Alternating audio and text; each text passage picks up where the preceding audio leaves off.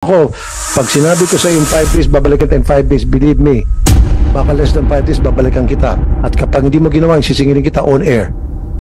Grabe ito mga bayan, Senator Rapi Tulfo sinermonan ng mga polis dahil sa mga talamak na nakawan na nangyayari sa iba't ibang kalye sa Metro Manila. Mga kabayan, watch po ang mga video nito kung paano ito mapipigilan ngayon na nag-utos na po si Senator Rapi Tulfo sa mga kapulisan na ito mga kabayan. Watch po ang short video ng Senate hearing na ito. First 5 steps or 20 steps pati yung release ng pedestrian overpass nilagari na wala na. So yun lang po, nakita ko yung progression noon through the years. Okay, General, ganito pong gawin natin. Maglagay kayo ng ano man tawag nun, yung maliit na parang station, parang ano lang, container.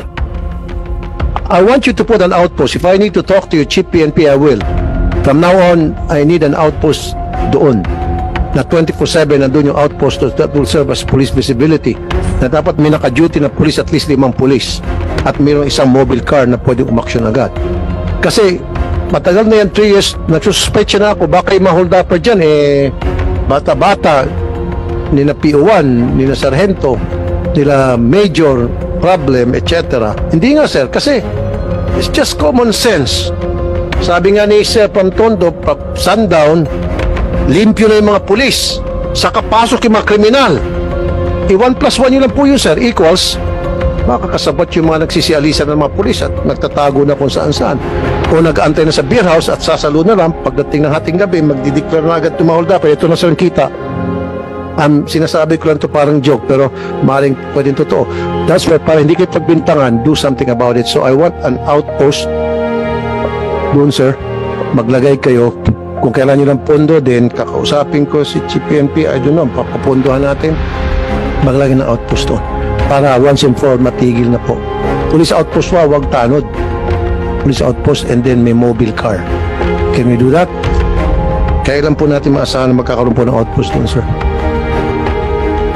Give or take, para abangan ko. Kasi ako sir, ganito ang, this is how I am, this is how I work, I operate. Pag nangako ka sa akin, babalikan kita. Hindi ako katulad ng kung iba na bigyan ka ng assignment and then pababayaan ka na lang, babalikan ka after ilang taon. Ako, pag sinabi ko sa iyo in 5 days, babalikan kita in 5 days, believe me, baka less than 5 days, babalikan kita. At kapag hindi mo ginawa, sisingilin kita on air. So General, pag nagbigay ka sa akin ng ano, nandito yung mga alipores ko sa likod, jot down yung mga pangako nila para singilin natin. Yes sir, we'll check on... dekorasyon dyan sa likod ha. Baka, hindi nga, ayoko maging dekorasyon na kayo dyan. Dapat nagja-jot down din kayo sa likod. Ang dami-dami nyo dyan. Sige, go ahead po General. Meron po naman tayong malapit na PCP doon, but we'll check on the specific area. Yung PCP, tuloy-tuloy pa rin eh. Baka yung PCP pang ano. Maglagay talaga doon sa mismong area na kung saan talamak yung pag-sundown, sabi ni Sir Pantondo. Isang pagpapatunay lang mga kabayan ng ganitong senador ang kailangan natin sa panahon. Ngayon, natila ngayon marami ng mga politiko ang nagsasabuatan. Sa ganitong senador ang kailangan natin na may tapang, may malasakit at may pangil ang kanyang boses na hinahayag para sa ating mga kababayan Pilipino. Kaya i-share niya po ang video na ito. Tama ba ang utos ni Senator Rapi Tulfo? Dapat ang mga polis dapat nakaposte kung saan ang maraming nakaraang krimen na nangyayari sa kalsada mga kabayan. Comment lang po kayo sa mga reaksyon sa video na ito mga kababayan. Maraming salamat.